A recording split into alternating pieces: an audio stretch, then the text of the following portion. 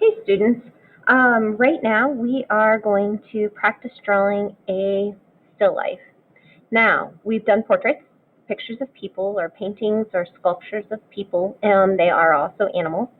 Um, so creatures that have a little bit of autonomy over how they move and within reason. Obviously, fish kind of are not completely autonomous, but that is a portrait. Landscape is a picture of a place or an artwork representing a place. It could be a sculpture even.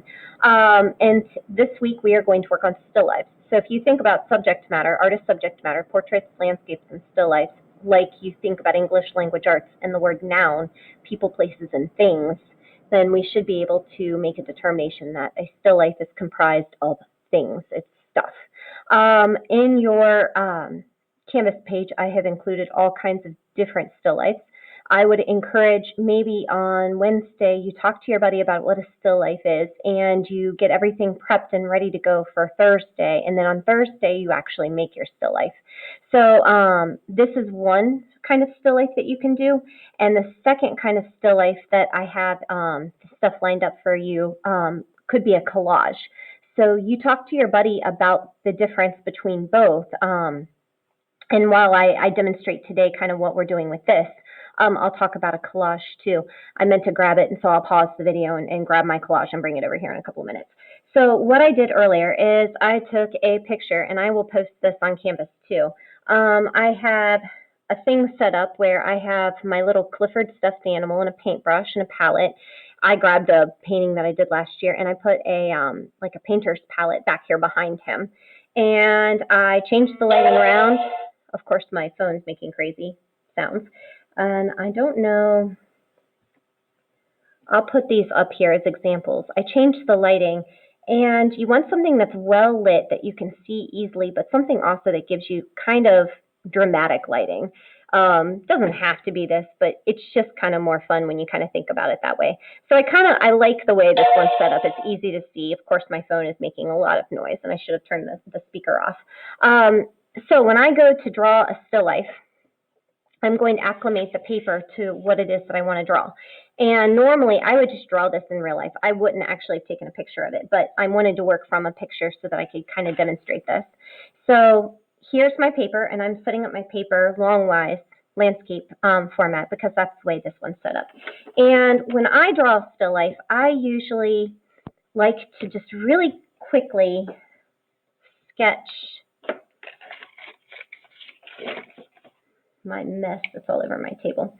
I like to quickly just kind of sketch where things would go. So if I'm looking at Clifford, Clifford is kind of like right here, and my background is kind of like here. I'm not going to put all those extra things in the background, but this is like Clifford's head, this is Clifford's snout, and Clifford's body.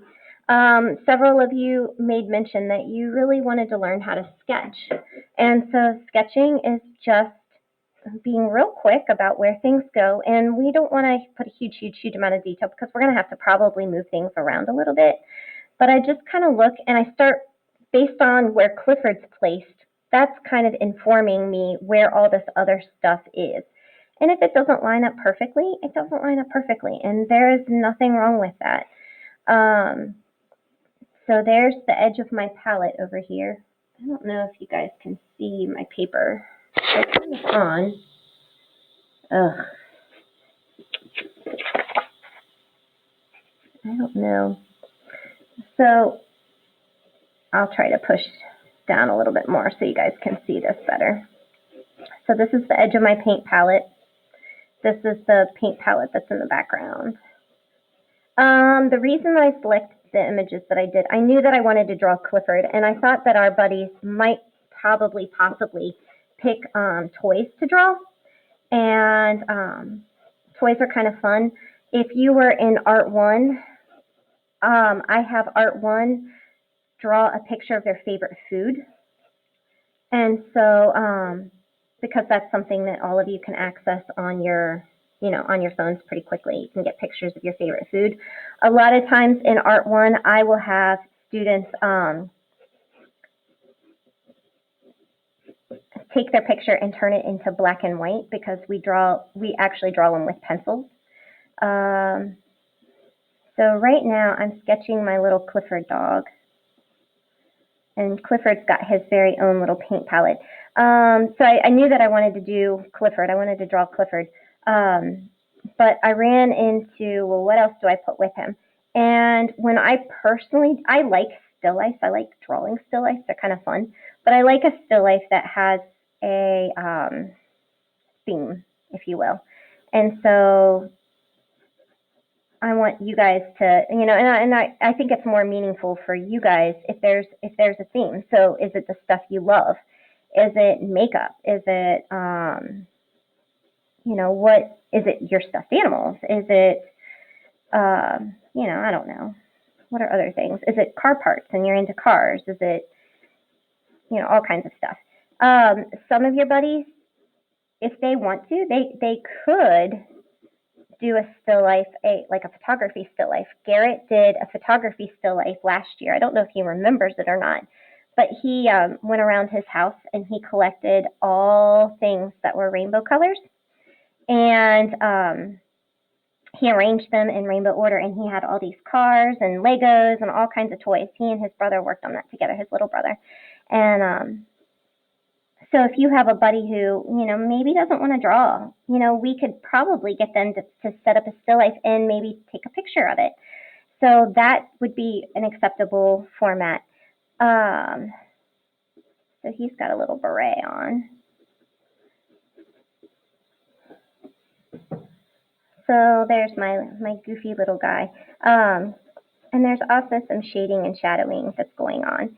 Here, we divide it here. I have a lot of kids that come in, they're like, I can't even draw a straight line with a ruler. I'm like, or I can't even draw a straight line without a ruler. Well, guess what?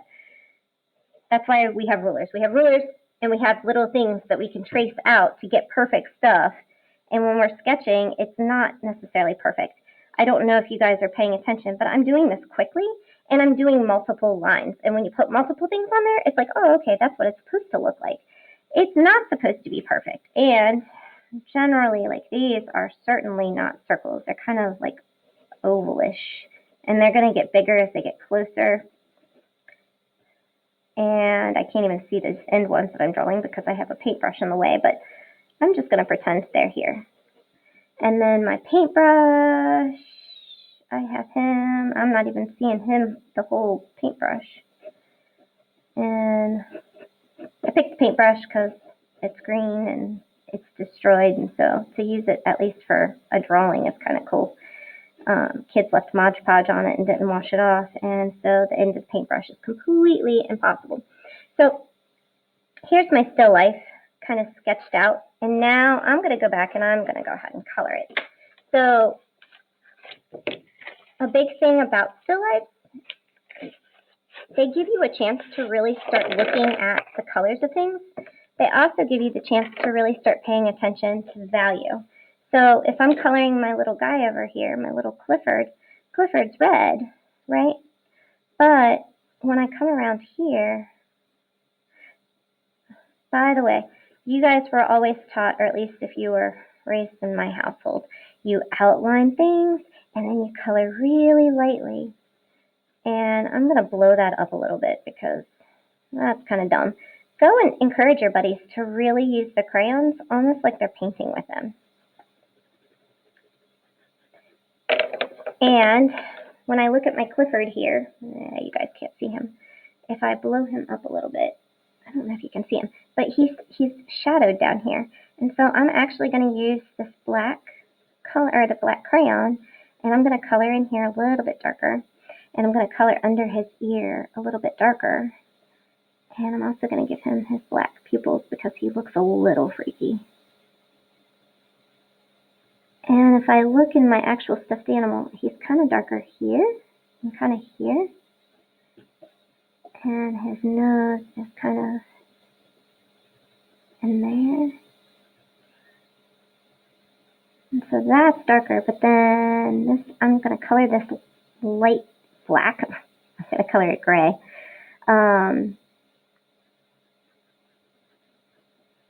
And then when I come back over top of it with my crayon, it gives me the darker value. So you can play around with your pencil and work on shadows and work on shading and work on value with these guys. Or you can use your crayons and you can demonstrate them using their crayons if you guys are choosing to do this with whatever medium. So get them to start thinking about shadows. I was talking to Logie today with Jacob on the Google Meet. You're welcome to come into any of our Google Meets on Fridays. It's just a day to kind of recap and to talk and that kind of stuff. And oftentimes, I usually get a bunch of people on there, but today Logan was the only one that came in. But we showed Logan how to start to think about shading on a pirate ship he was drawing this week. So shading is when you take your shading and using value and stuff. That's when a drawing goes from, oh, okay, that's pretty cool, to, oh, wow, that actually looks real. So like when you start to incorporate this other stuff into your drawings, the other elements of art, that's when stuff starts looking really kind of cool. So I could keep doing this forever, and like 2 hours later, I would have him where I want him, but I'm going to put you all to sleep. But I wanted to use that kind of as an example of not being afraid to use your crayon like it is an artist medium and not like, you were taught, oh, this is good coloring when you were like little kids. It takes more time. Art should take a little bit of time. Good art usually doesn't happen fast. And if they're claiming that it does, well, every once in a while it does, but generally. So he's got a shadow under here, but his paws his shoulders kind of highlighted, and I can't see like the back of his body. But I'm going to use my red crayon and fill this all in and kind of go a little bit crazy with that. But that's the beginning of my still life, and I will go through and kind of fill this in more and do some more stuff with it. He doesn't quite look like Clifford the Big Red Dog, but it's red enough and looks close enough that I'm pretty pleased with it. I think he's kind of cute. So let me pause this real quick. Okay, so your other option, and if you want to talk to your buddy's family ahead of time, or I will try to get on the buddy sheet this weekend and update it. Some of our buddies really struggle with some of their skills, and maybe ripping and tearing paper is more up their alley than actually drawing. If you want to try something like this, a still life like this, what you would do is you would go through magazines and you would find different images that they find interesting. Now they have to be careful about cutting out right along the edge of the objects. And then when you go to lay out the objects, in real life, these objects were not on the same page together. But I found these plates and these forks and these spoons and stuff, and the carrots were separate. And so I glued the carrots right down on top. Just so happened I did find a bowl of chili, but I was trying to make this whole image kind of work together, although I don't know why I put carrot in my coffee. I think that's kind of funny, though. So that's your other option if you would like to do that. The artists for the week that I have on there so far is Henri Matisse. And I might end up actually taking him off and choosing somebody else instead. And we might do collage when we come back to school too and use him more for that purpose. But if you do a collage still life, try to make it look like objects that are sitting on a table rather than a collage like this. This is a good collage, but it's more a non-objective type of collage. There isn't one single purpose in it. And so we're looking for a collage with a single purpose. So if you want to draw it, color it, paint it, or if you want to collage it, you can do that. We have several buddies who have collaged in the past. Actually, everybody who is a sophomore and older has collaged in my class. But that gives you two options, two things to think about. But I would kind of develop your ideas on Wednesday with them, and then on Thursday, start to put them together and start to work them together. For this purpose, this is probably a drawing that's going to take a little bit of time. So if you wanted to sketch it out and then color some of it like your able-bodied person, and then maybe color the other half of it using your buddy modifications, you can. Or if you want to use your buddy modifications to draw it and then go back in and color as your able-bodied self, or something like that. Take a picture of what you're doing as the able-bodied self, and then take a separate picture of what you're doing with your modifications. If you want to do two artworks using both your modifications and your able-bodied self, that's totally fine too. But just make sure you delineate the difference. This is this and this is that. I will try to write that up on the paper too, so that you're getting that. But that is kind of where we're at, and I hope you all have a fantastic weekend, or had a fantastic weekend if you're doing this on Monday. I'm shooting this video on Friday, and I'm a little fried. And we will talk to you all next week. Bye.